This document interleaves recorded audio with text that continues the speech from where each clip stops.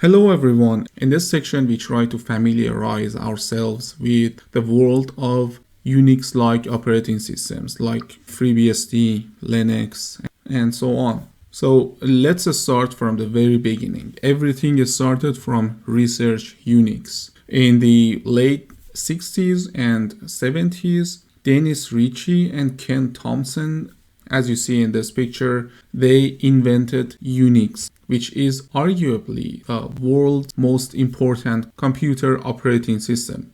Unix and its many descendants architecture can be found on most computers you see in existence today. For example, Linux, Android, BSD, Apple iOS or Apple macOS, Cisco iOS, HP and Fortinet appliances like switches and firewalls, you name it, there are a lot. Almost any appliance you see today is some sort of Unix-like OS. So it would be safe to claim Unix-like OSs do run the world. Therefore, it implies learning them is vital for anyone in any sort of IT business. So let's take a look at them and see what different OSs have been evolved during these 50 years, more or less, and what are the terminologies today. As you see on the left, Research Unix was invented in Bell Lab in New Jersey, and in 70s, 80s, the BSD families were invented. The BSD families can be considered as root for many important operating systems as of today. For example,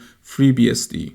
FreeBSD is still being actively developed and is a very important operating system. For example, the Apache Software Foundation runs most of its public-facing infrastructure, including one of the largest SVN repositories in the world with over 1.4 million commits on FreeBSD, or Apple, or Cisco, or Juniper, and many others, including Netflix. Probably if you watch Netflix, you are using FreeBSD. And pfSense as a firewall is also based on FreeBSD. In this course, we will dig into pfSense and we will implement it in our network project. That's also FreeBSD. Another important product running on FreeBSD is TrueNAS.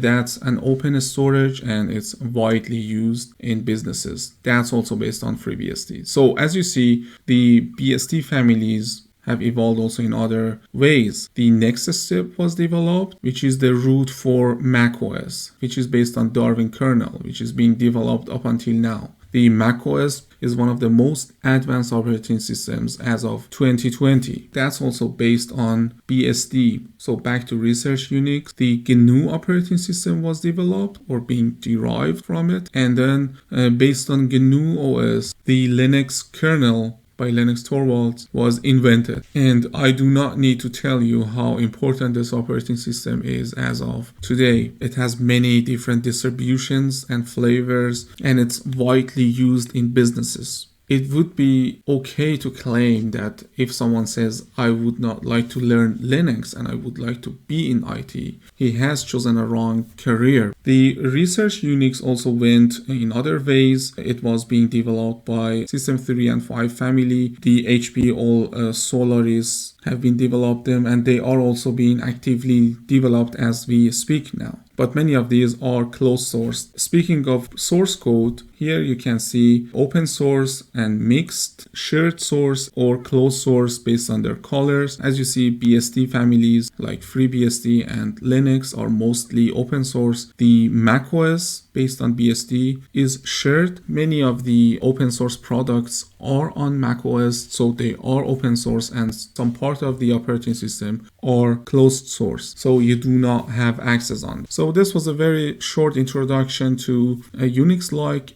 OS families. Please go through the important operating systems in this diagram. For example, Google about FreeBSD, Google about BSD, and Linux, Research Linux. It's important that you distinguish between these terms and their characteristics and architecture. In the next lecture, we try to go through 50 commands that are possible to be executed on, for example, FreeBSD or any flavor of Linux or any kind of Unix-like operating system, just because they were developed on Research Unix in 70s. So they were ported into the descendant operating system. And up until now, for example, if you have a macOS, you still can open the terminal and use like more than 90% of the commands that were being developed in 70s for Research Unix versions. Okay, thanks for watching this video. Catch you in the next one. Bye.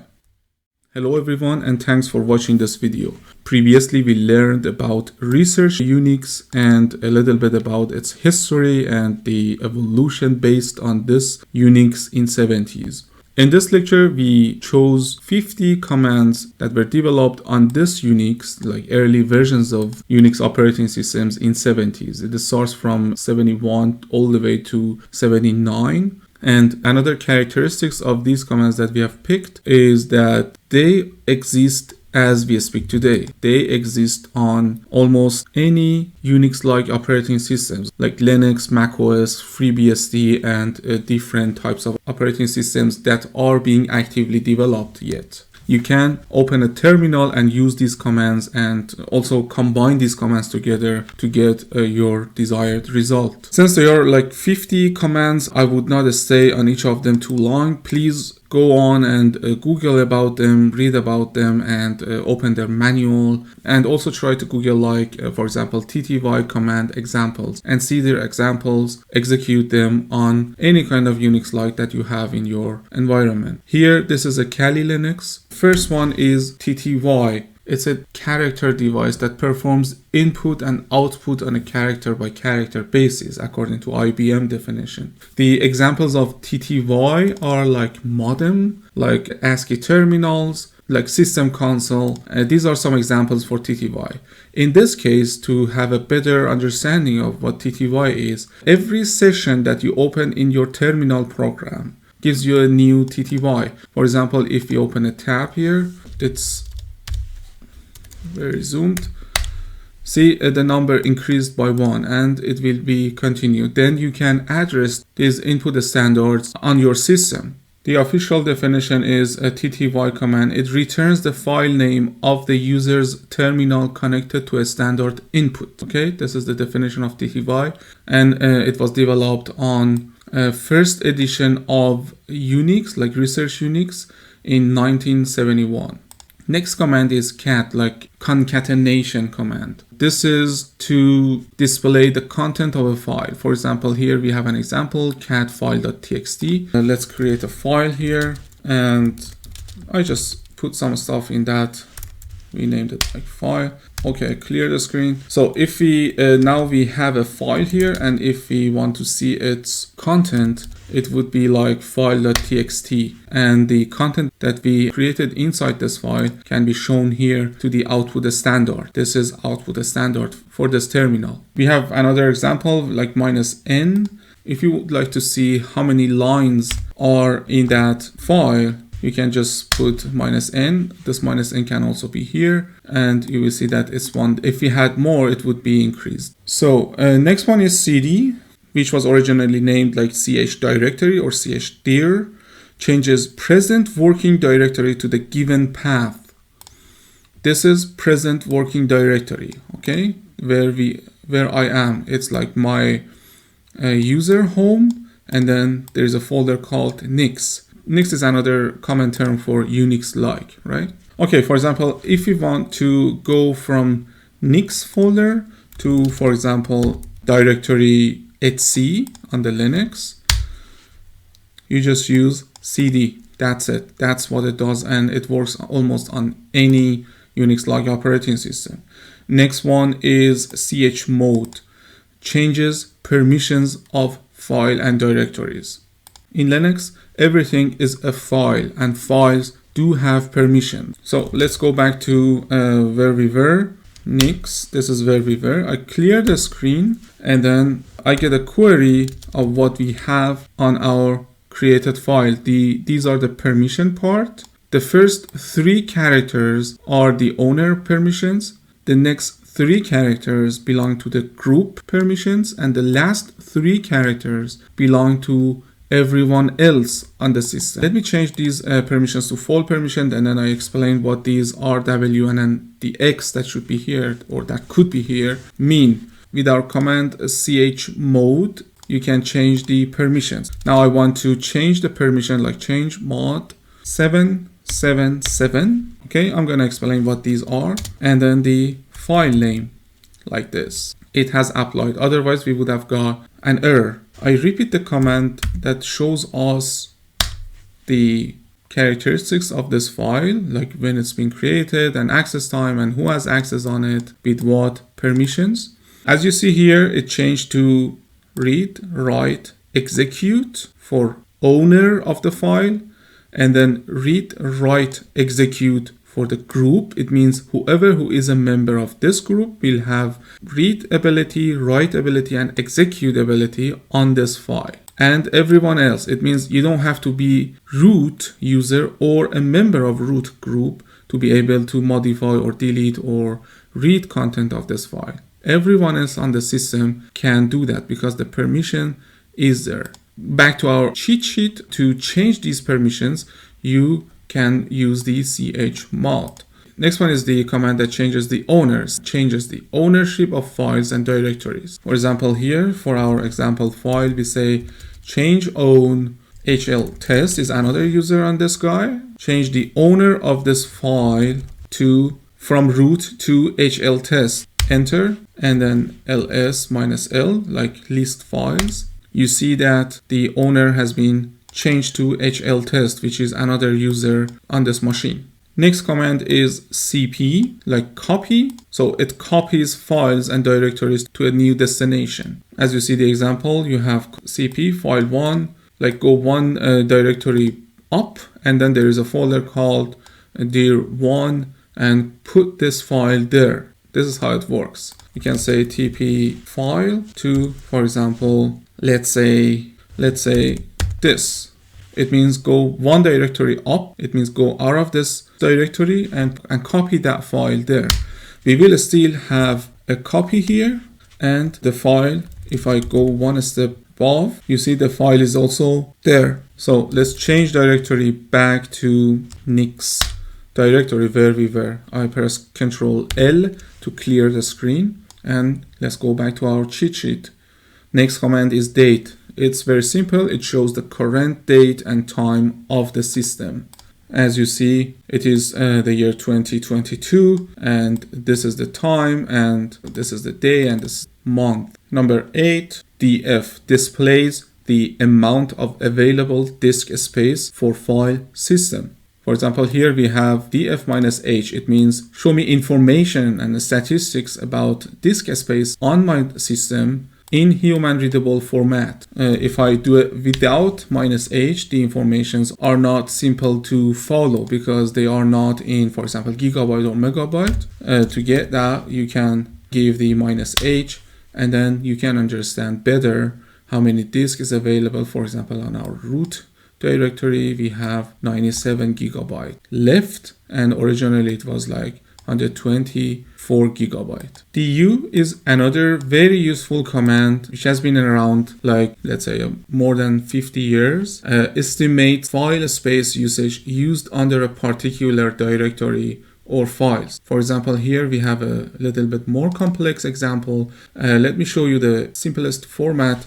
You just press du, you say like this very directory. In Unix systems or Linux machines, you do have dot as present working directory. Means here, show me the space consumed by directory Nix. It is 8 byte. Let me show you a better example. Clear the screen. For example, if we say, show me the space that directory /etc has occupied, it shows you this number for this directory, and it also gives you some more details, like for example, this very directory which is on this path has consumed this amount. Sometimes you do not need to go through all of these nested directories. What you do is, like, you say max, the command is like max depth 1. It says just go one directory depth. It doesn't mean that it doesn't calculate the nested directories and subdirectories. It only means that it shows you one level depth. Max depth equals 1. See, it doesn't show you those nested directories, and still you get the same number. And then you can add -h. As of here, it's human readable. You don't want to bring up your calculator and calculate. You just want to have it simply in human readable format. It is 15 megabyte that /etc has occupied on this Linux machine.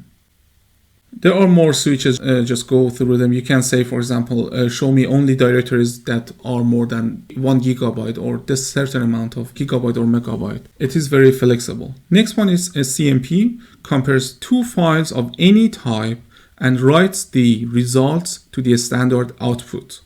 It compares two files. For that, we need to have two files. Let's create another file here, file2.txt. And then now we can compare file 1 with file 2. What am I doing? .txt. I guess here it was also .txt, right? No, the other one is just file, sorry. Delete this .txt. No such a file or directory. I guess I haven't had my coffee, file.txt. So it complains that this file that we just created is empty, so it can't compare anything. Let's put some information in it. It was file2.txt. For now, let's have the same content and repeat it, compare.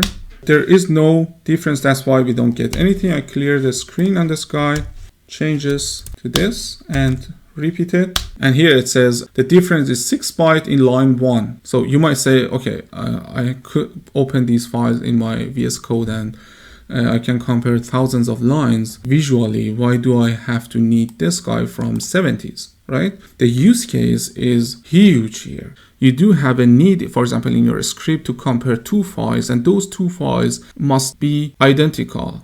How would you do that? One way of doing it is using this compare function here. And if there is any difference, you will get alerted. There are a lot of use cases. On many Unix systems or Linux systems, you don't have any GUI. And your goal is only to understand if these two files, for example, some Apache config files or some Docker config files or whatever, if they are equal or not, you know. This is where such tools are very, very handy, and especially in terms of automation, they can help you a lot. Next command is globe. Globe is not actually a command, it's a pattern that specifies sets of file names with wildcard characters. For example, here we do have these two files, right? Let me clear the screen. We have a file called file2.txt and file.txt. So both of them, for example, start with file, and you would like to address both of them. And you have, like, for example, imagine of a situation where you have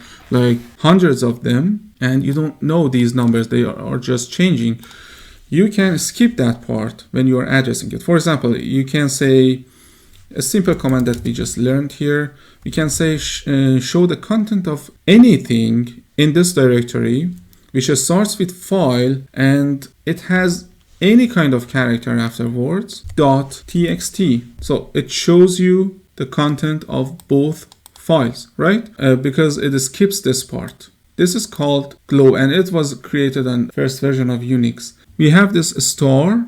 It matches lawyer. For example, we have these three characters and then a star. So it matches, for example, lawyer or laws or whatever character that can come here, but not law. It won't match a file, for example, law dot or a string of character, like it doesn't match law. After that should be something, otherwise it won't be matched. Next character is question mark. Here we say whatever single character, star is for endless amount of characters, but question mark is a wildcard for a single character, which, for example, it can match cat, it can match bat, but not at, because we need a character here. You can say I have a range here like CB and then AT. So you restrict your wildcard to either C or B and then AT. So it matches only cat and bat, not anything else. And then here you have letter 0, 2 all the way up to 9. So it means that after letter there should be like 1, 5, 6, 9, but not any kind of characters. Okay, it doesn't match this guy here. This is called globe. Please go on and read more about it. So let's stop for this lecture. Have a break. Catch you in the next one. Thanks for watching. Bye. Hello and welcome to this lecture. Let's continue our discussion with this cheat sheet that we started in last lecture. Next command is find. So it is obvious what it is for. Locates files based on user specified criteria. For example, here we have said find in this very directory, like current working directory or present working directory, which its name is file A underline, then anything, or its name is file B underline anything. Okay, this is how it works. Let's just give it a try. For example, find here, name is, in this case, we have file2. So let's say file anything and just enter. So it returns these two files that we have. If we eliminate this, it won't return anything because after file, we do have some characters. We could say dot star just to return one file which has no characters before dot. So up until here should be fixed. There are much more into this find command. For example, you can say look into entire my file system and return files that are greater than like 100 megabyte. You know, you can play with it a lot. Just go and read about it. This is really one of those must know commands. All of these commands here are important to know, but some of them are even more important, and find is one of them. FSCK checks the consistency of a file system. Let's move on to the next command is ln. It creates a hard link or a symbolic link to an existing file or directory. This is very useful and it exists a lot as of today, especially in terms of backup systems. Many of them use this mechanism of hard link and soft link in Unix-like operating systems, especially when it comes to incremental backups. Okay, what does this guy do is by default it creates a hard link. What it means is the following. So if we get list -i, which stands for inode here, it says that, let's also have a L here.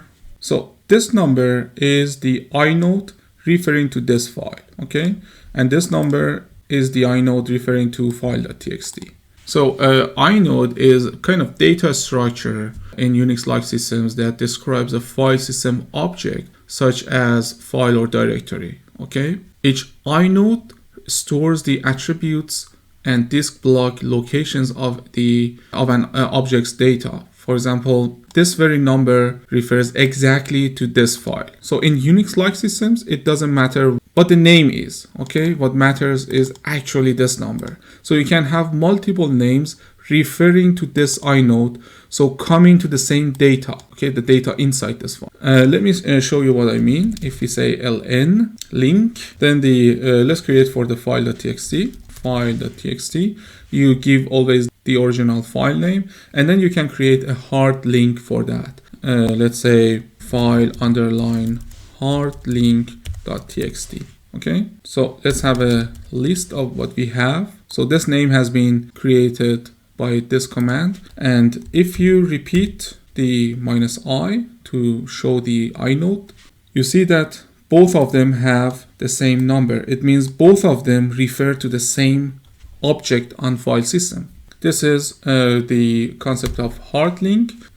You can have like -s to create soft link. It is like shortcut if you, for example, on your Windows or other operating systems, if you have had any kind of shortcut, you know what it means. It doesn't refer to the inode. It's just a kind of, let's say, soft link to that object. And here we can say soft link ls -il here.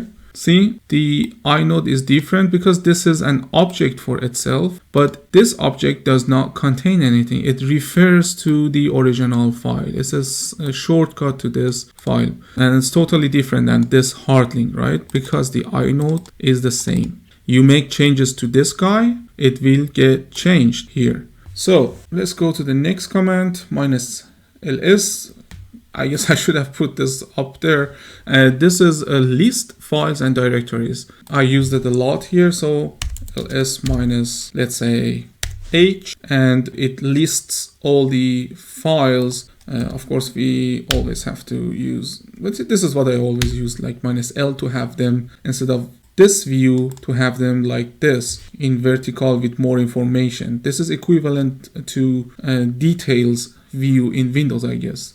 And if you put H here, it shows more human readable. If now the numbers are not much, but the size of the files will be written in megabyte, gigabyte, and so on. Have a list here.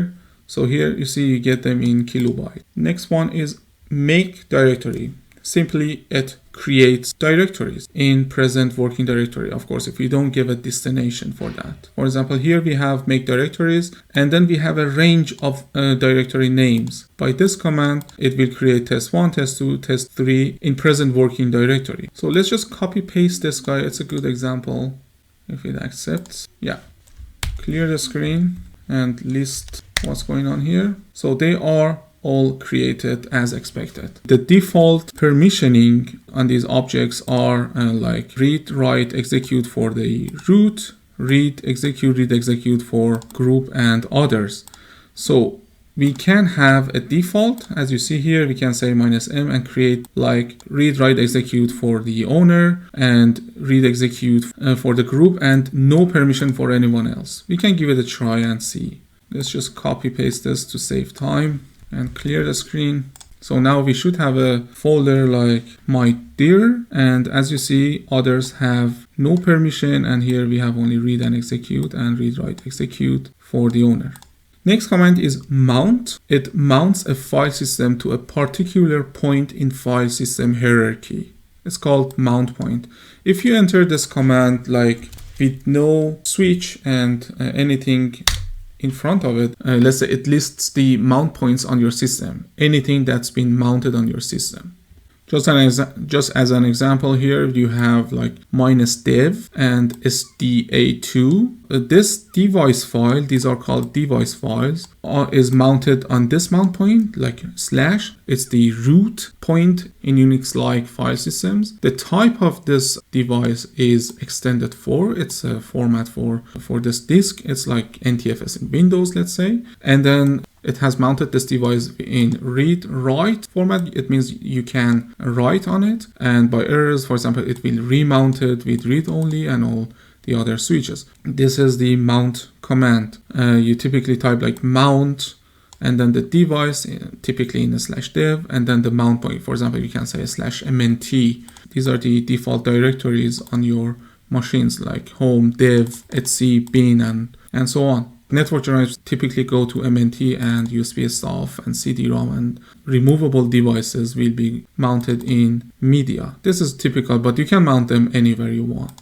Next one is RM, removes objects such as computer files, directories, and symbolic links, you saw them already, or hard links from the file system. For example, here we say remove RM, -RF, it means force, continue removing, and R is like recursively, remove these subdirectories. Anything under download folder, for example. Have an example here. For example, we can say RM -F -R. In this working directory, we can say this also, we can eliminate this, both works. Anything starting with test, right? Delete all of them. And if we say -L, anything which starts with test has been deleted. If you remember, we created those tests directories. They are gone. Next one is remove directory. Since we have this, we don't typically use this, but this removes empty directories. Sort prints the lines of its input or concatenation of all files listed in its argument list in sorted order. It's kind of cat, but it sorts them alphabetically, for example. Let's have this guy and see how it works. It says, tell me the space occupied by anything under /bin and sort them by number, like that.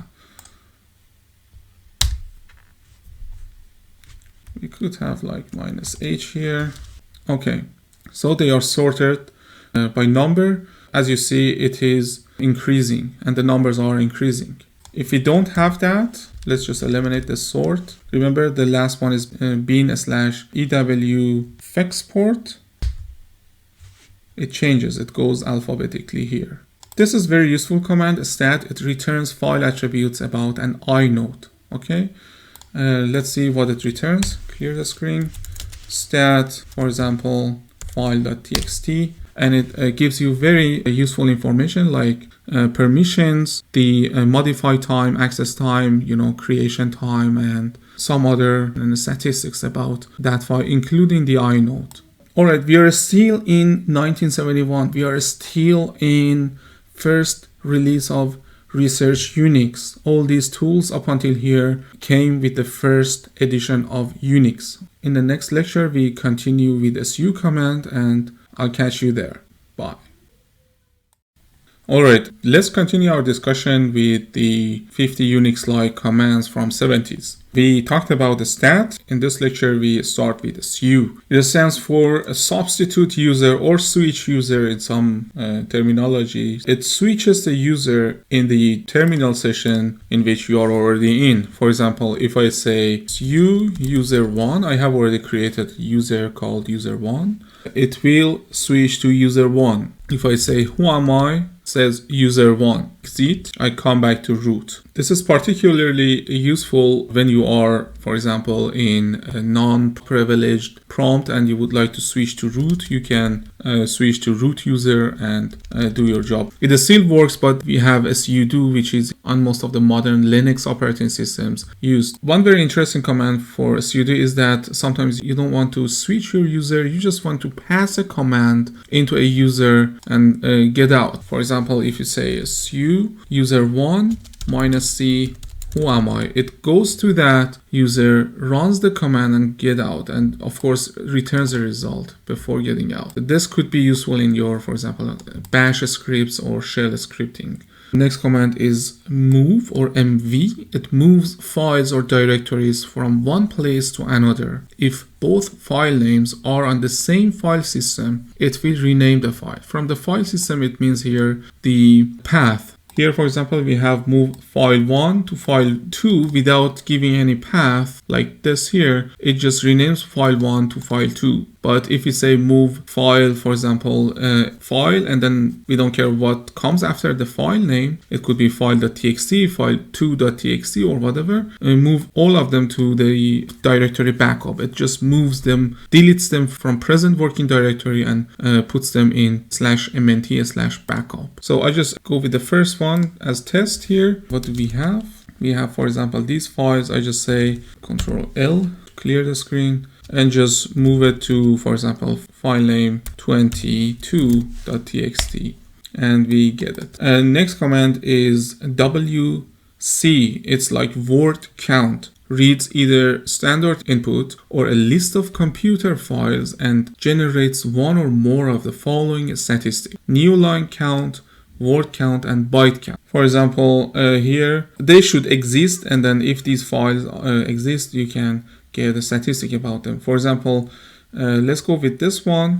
We do have, for example, this file 22, and we have some characters in it, and one line can say pipe it. It means get the output of this command and put it as input to wc. And as you see, it says it is one line and one word and 11 byte count. It is 11 byte. You can also see that here, right? It is 11 byte. Who is another command. It displays a list of users who are currently logged into the computer. So let's go to the next one, reboot. I guess I don't need to do that, as previous one closes all running programs and finalizes the pending input-output operations and then recycle the power. There's a useful switch sometimes like -F to force the computer to get rebooted. And this is the last command that came with first edition of Research Unix. In the same year, the second edition came out and they added, for example, the manual. In Unix-like operating systems, you type man and then, for example, su, you get a very beautiful manual guide about the command. For example, su run a command with substitute user and group ID.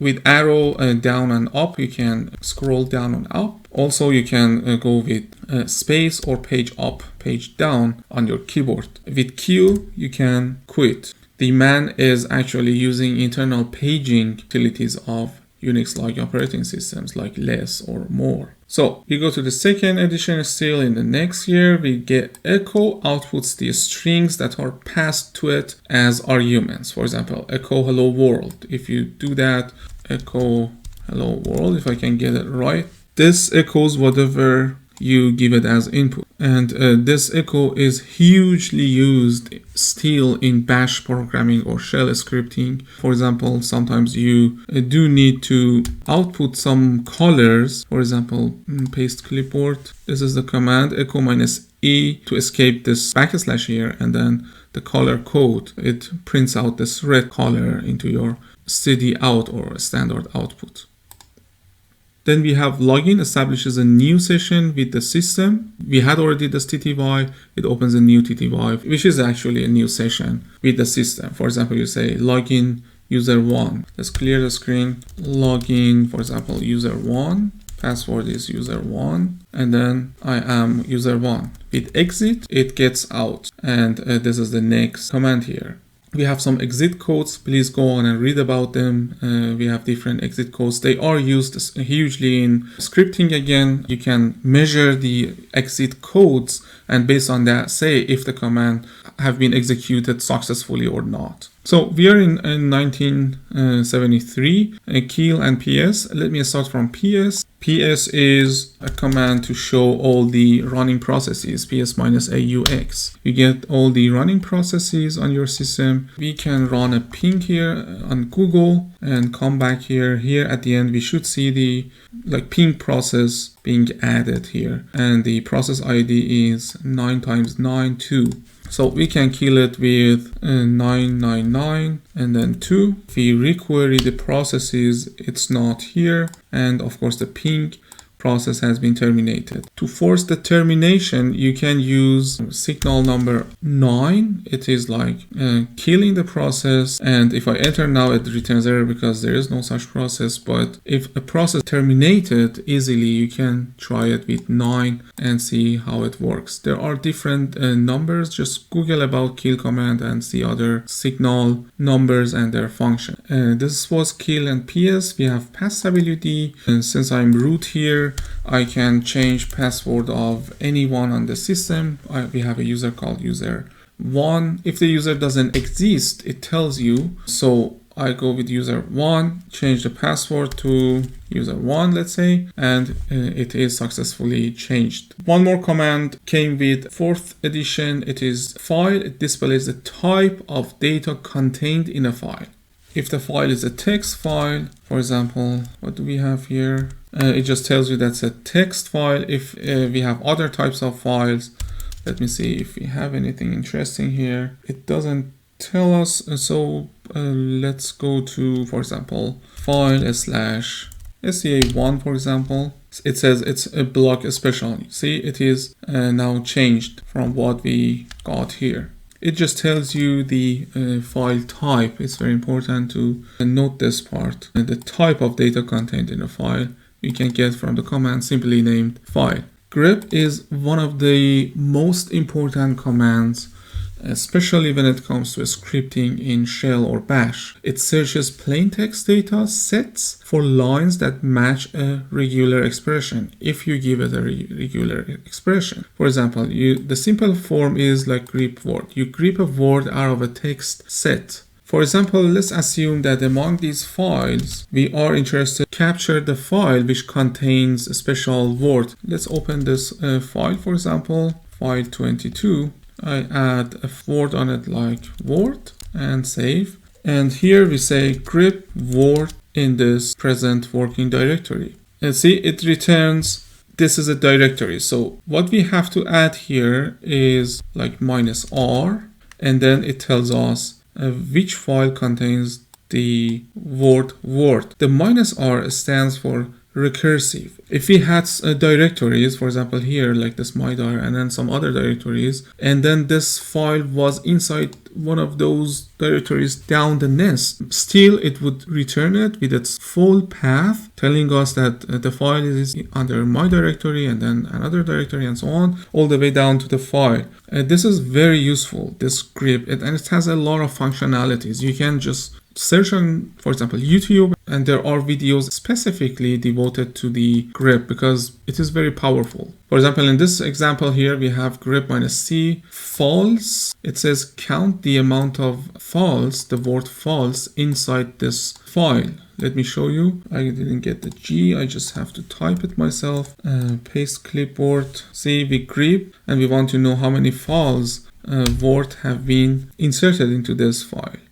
If I say it's C past WD, there are some words like false. It's hard by eyes to find it. I see one here, for example. See, grep has a lot of functionalities. Just check it out. It's important to know. And sleep, it is not a command that you use it like solo.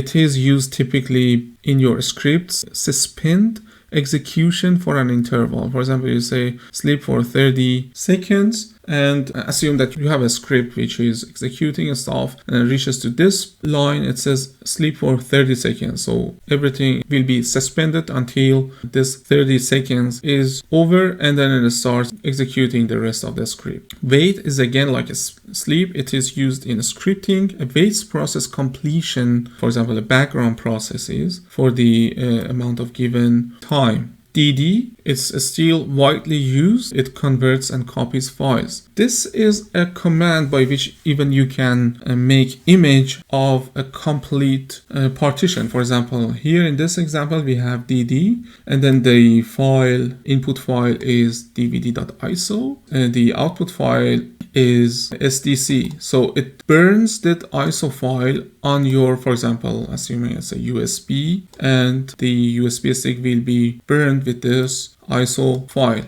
This is one of the usages of DD, and it came with the 5th edition of Research Unix in 1974. Another command is diff. It displays line by line difference between two files. You have diff, then the first file and then the second file. It tells you the differences. It's not as beautiful as your modern editors, but it has its usages when you're doing scripting or you are just on a system which doesn't have any GUI or a graphical user interface. PWD is useful if you are in Bash. In this case, I am with ZSH, is another shell. You do see where you are. For example, if I change my directory, it just writes it here, so it doesn't make sense that I use that command. But in many systems you have something like this. You don't see the full path and you would like to know where you are.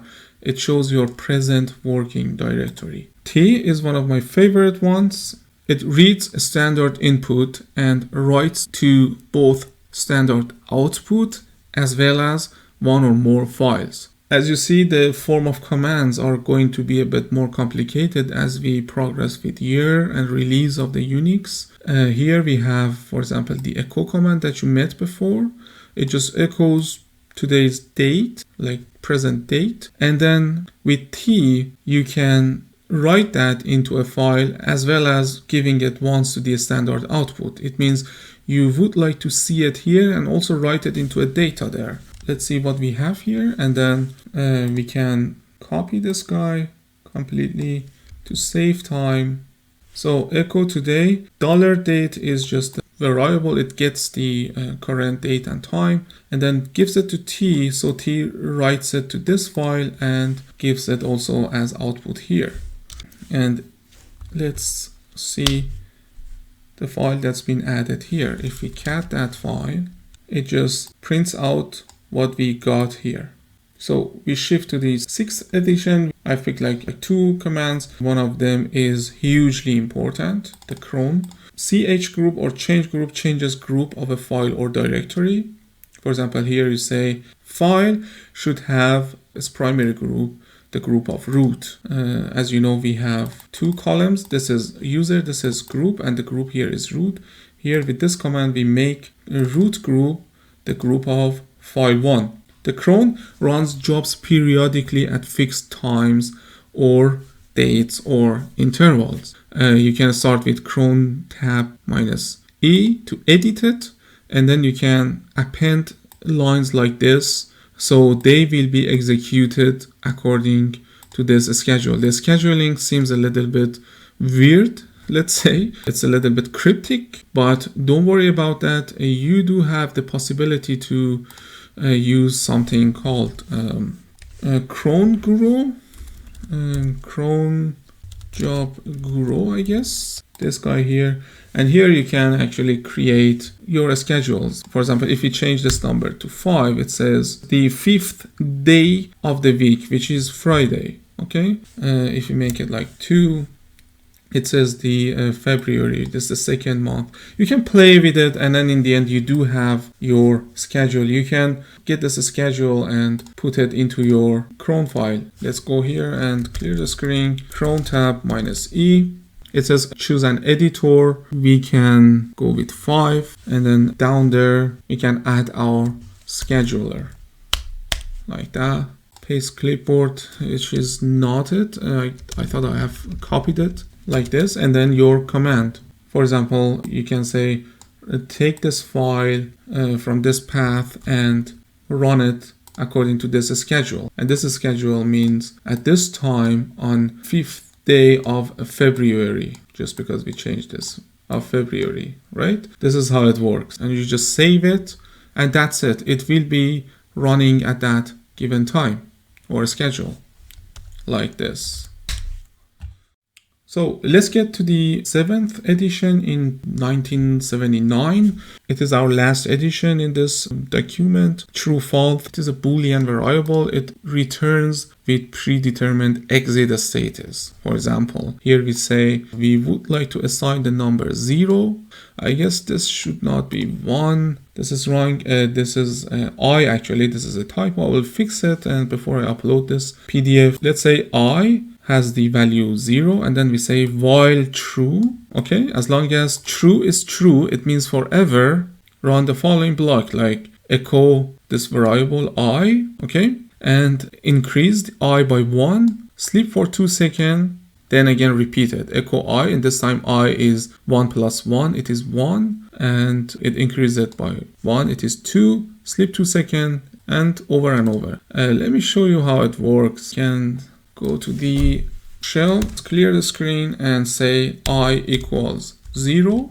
Then we say while true, see, it changed the prompt. And then we say do echo $I, let I plus 1. It means increase the variable I by 1, sleep for 2 seconds, and then done. We are done with this. Now it starts running what we wrote here. It waits for 2 seconds. That's why it's a slow pace, and it increases this I by 1 and it echoes it. Okay. While true, it means forever. We have to press Ctrl+C to stop it. Otherwise, it will run forever. This was also added with this edition, and nowadays it is hugely used in scripting. Tar is another command. It collects many files into one archive file called tarball. And then we can add like compressed functionalities. If you archive files, it just make a tarball file out of them. It doesn't zip them. It doesn't compress them. We can use also compressed functionalities. For example, if you have a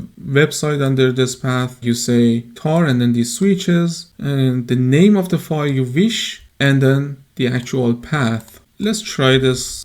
Clear the screen. For example, we can say tar cvf for file j, and then my files.tar.bz2. This very directory, anything which ends with txt, it means all of these except that my dir. Now let's query what has happened. Now we have a file containing all these text files. This is the functionality of tar. Next command is touch. I guess you already saw that. Creates empty file. If I say touch new file.txt, it will be created. It's just an empty file. It has 0 byte. Then we have tail. It's also one of my favorite ones. Displays the tail end of a text file or pipe data. One of the use cases that I use it a lot is, for example, tracing the new changes in a log file. For example, this is Apache, that we have a web server, and the log changes all the time. People accessing the website, and those information will be written here. What I am interested is getting the latest changes of that file. Tail shows, I guess, 10 lines of any given file. And if you put -f, it's kind of live. It follows the new changes. Let me show you how it works. For example, here, let's take this guy, and I say tail -f file 22. So it shows the last two, but it stays here and waits for changes because of this -f here. If I here change to root, and here I say, for example, ping Google, but turn the result or redirect the results to file 22. Here it doesn't show anything because the results are being imported to this file. And here, see, in this file, because of this -f, we follow the changes into that file. This is the functionality of tail command. If you don't use the -f, it just shows the last, I guess, 10 lines and then exits. We have sed and awk. They are more than tools. They are, let's say, programming languages. Sed, awk, as well as grep are three tools that work perfectly with regular expressions, and you can parse and transform and also make reports out of textual data. The sed reads the text files in a stream way, like let's say linear or let's say horizontal. This is my term. And awk is perfect for data extraction and process and manipulation, especially based on columns. Look here, we have always columns, right? With awk, you can say, for example, I am interested in only TTL or time. For example, this column. I am interested to get only this column, right? This is where awk is very useful. Think of it as Excel. In Excel, you have also columns, right? That's where awk comes handy. And then if you want to process, for example, the whole line, sed is useful. Let's see, I have already prepared some simple examples here. We have sed -i. This is the old text. You want to substitute, this is the S. You want to substitute this new text with this old text in this file. Let's go back to this guy and clear the screen. What do we have here? Let's pick this today. It could be a good example. What's inside it? Let's change the sun to, for example, mon for Monday. We can say -i and then S. The old text is sun, okay? Space. Then the new text is mon, G, and then we close it, right? This is the format. We would like to delete sun and replace it with mon in this file, and then you give the file here. Now let's cat it, and of course we should have provided the space. It's fine. I just wanted to show you the functionality of sed. The other one is awk. The awk, as mentioned, it is used for data extraction and manipulation, especially when it comes to columns in a textual data. For example, let's have ls -l. So we get this, right? Let me clear the screen. So we say ls redirected to users.txt. So we are interested in the user column. And this and means when last command was successful, execute next command. And then we use awk, is again inside single quote, print $3, because 1, 2, 3, right? We have 3 columns to this user column is the third column. So we insert 3 and that's it. The input file is user.txt. It doesn't exist at the moment, but we will create it when we redirect this input to the users.txt. That's why we have said, if that was successful, execute this part. Otherwise, it doesn't make sense. If the user.txt does not exist, it returned an error because doesn't exist. We have to have users. I have a typo here. The users have been extracted, and if we check this, the file is healthy. We just extracted this part and printed into the standard output. We could again redirect it to a new file like that, and cat new users like that, and we get only the users columns. This was awk. There are books about it, like Sed and awk. It is useful to learn them. So since this course is about open source and Linux and Unix, because we have pfSense and we have different types of Linux, we are talking about the world of open source. For this reason, I wanted to have a, let's say, cheat sheet containing commands that will be executed on any kind of Unix-like operating system, for example, FreeBSD or other stuff. It's important that we know these 50 commands, and there are actually more than 50. You can go on and learn them and learn their functionalities. Many of them are very useful in scripting languages, for example. So I hope you enjoyed this lecture. Bye.